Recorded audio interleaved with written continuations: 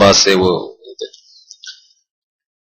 اس بارے میں تو 2 اور 2 4 کی طرح بالکل یہ بات واضح ہے کہ اسلام میں موسیقی جائز نہیں ہے. اس کے بہت سارے دلائل ہیں. پہلی دلیل قرآن مجید کی آیت ہے وَمِنَ النَّاسِ مَن يَشْتَرِي لَهْوَ الْحَدِيثِ لِيُضِلَّ عَن سَبِيلِ اللَّهِ.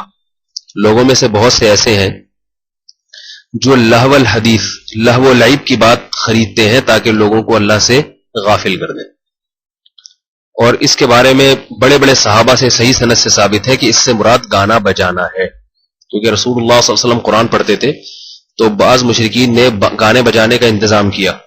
تو اس سے کیا ہوا کہ لوگ تاکہ قرآن نہ سنیں، آپ ایک طرف کسی قاری کو بٹھا دیں اور وہ قرآن پڑھنا شروع کر دے، دوسری طرف کوئی گانا لگا دیں تو گانے کی طرف لوگوں کی توجہ زیادہ جاتی.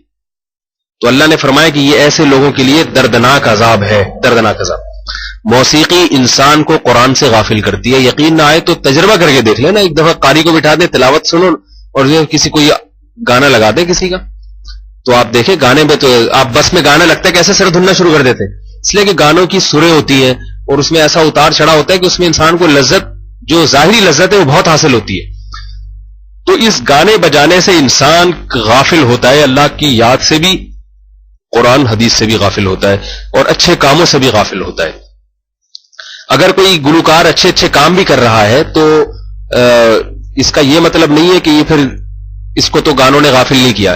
ایک چیز جو بنیادی، جس چیز کی بنیاد اس کے لیے ہے، تو اگر وقتی طور پر اس کا کوئی فائدہ بھی ہو رہا ہو نا وقتی طور پر، تو اس وقتی فائدے کو دیکھ کر کبھی عمومی قاعدہ اور قانون نہیں بنایا جاتا. یہ اصول ہے شریعت کا. اصل موسیقی میں جو ایک صفت رکھی گئی ہے وہ یہ ہے کہ غفلت پیدا کرنا ہے انسان کو، اچھے کاموں سے دور کر دینا انسان. دوسری بات یہ کہ یہ دلیل اگر کسی کے سمجھ میں نہیں آتی، اول تو آنی چاہیے، قرآن کی آیت ہے، اس کی تفسیر میں صحابہ کے اقوال ہیں. دوسری بات یہ کہ حدیث میں آتا ہے، ترمذی کی حدیث ہے، رسول اللہ صلی اللہ علیہ وسلم نے ارشاد فرمایا، صحیح حدیث ہے، کہ قرب قیامت میں گانے بجانے کے آلات بہت زیادہ ہو جائیں گے. اور آپ نے قیامت کی نشانیوں میں سے یہ نشانی بتائی کہ میری امت میں بھی بہت سے لوگ ایسے ہیں جن کی شکلیں بندر اور خنزیر کی بنا دی جائیں گی، سور کی شکلیں، اور زمین میں دھسنے کا عمل بھی ہوگا، زلزلے بھی آئیں گے اور طوفان بھی آئیں گے.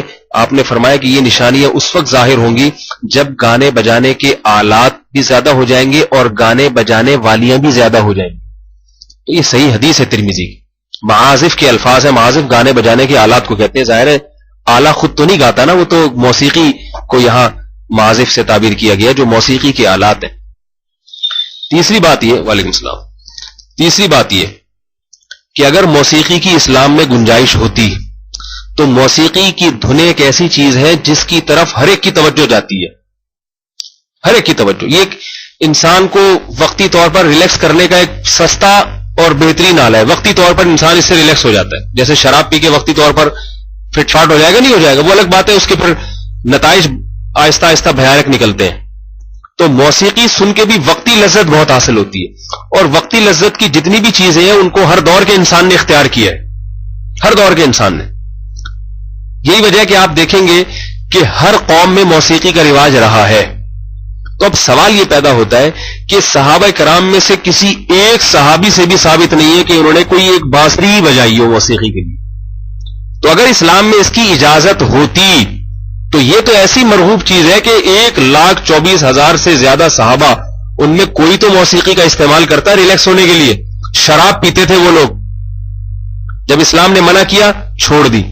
اور اسلام اور پہلے گانے بجانے والیاں بھی ہوتی تھی. غزوہ بدر میں کیا ہوا ہے؟ غزوہ بدر میں جب ابو جہل آیا ہے لشکر کو لے کے تو باقاعدہ موسیقی کے آلات بھی لایا اور ناچنے والیاں بھی اپنے ساتھ لایا. سب ناچے گائے اور جو ان کا ایک فنکشن تھا انہوں نے کیا لڑائی سے پہلے تاکہ قوم میں جوش پیدا ہو. صحابہ کرام میں سے کسی نے یہ کام نہیں کیا. تو جس چیز کا داعیہ موجود ہو پھر بھی وہ کام نہ کیا جائے تو یہ اس کی علامت ہوتی ہے کہ اس کام پر پابندی لگی ہوئی ہے. سمجھ رہے ہیں بات کو؟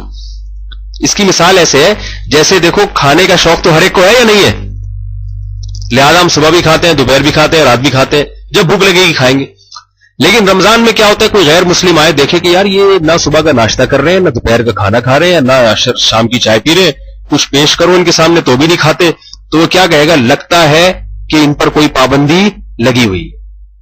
اب کوئی اسے نہ بھی بتائے نا کہ پابندی ہے، پھر بھی وہ کہے گا بھائی پیٹ تو ان کے ساتھ بھی ہے، شوق تو ان کو بھی ہے، ضرورت تو ان کو بھی ہے، پھر بھی یہ نہیں کھا رہے، سارے کے سارے نہیں کھا رہے، تو لگتا ہے اگرچہ میں نے سنا نہیں گئی لیکن یقیناً پابندی ان پر لگی ہوئی ہوگی تبھی ضرورت کے باوجود نہیں کھا رہی۔ تو اگر ہمارے پاس بالفرض کوئی بھی قرآن کی آیت نہیں ہے، کوئی بھی حدیث نہیں ہے موسیقی کے حرام ہونے پر، تو سوال پیدا ہوتا ہے کہ اسلامی تاریخ میں صحابہ کرام کا اتنا طویل دور، نبی علیہ السلام کی 23 سالہ زندگی، صحابہ کرام کا اتنا طویل دور، کوئی ایک صحابی، حالانکہ دل موسیقی کی طرف ہر ایک کا مائل ہوتا ہے جو بھی بشر ہوگا، تو اس کے باوجود بھی کسی ایک صحابی نے ایک بانسری تک کا استعمال کیوں نہیں کیا؟ اس کی علامت ہے کہ ان پر پابندی لگی ہوئی تھی اور وہ انہی آیات اور ان حدیث کو پابندی سمجھتے تھے۔ تو ہم کون ہوتے ہیں اس کو جائز قرار دینے والے؟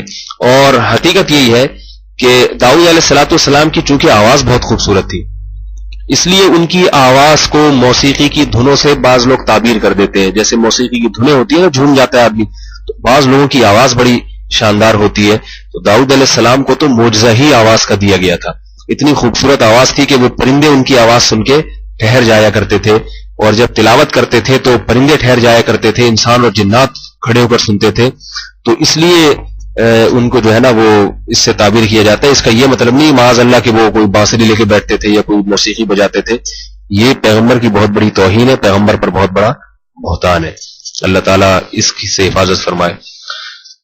اور بھی اس میں کہنے کو بہت کچھ ہے لیکن عقل مند کے لیے اتنا ہی کافی ہے میرا خیال ہے، تو چھوڑ دیں، اللہ تعالیٰ کے جنت میں انشاءاللہ موسیقی بھی سنوائیں گے، سارے سر ور بھی وہاں پر جو ہے نا ہوں گے انشاءاللہ، اتنے کے لیے چھوڑ دیں۔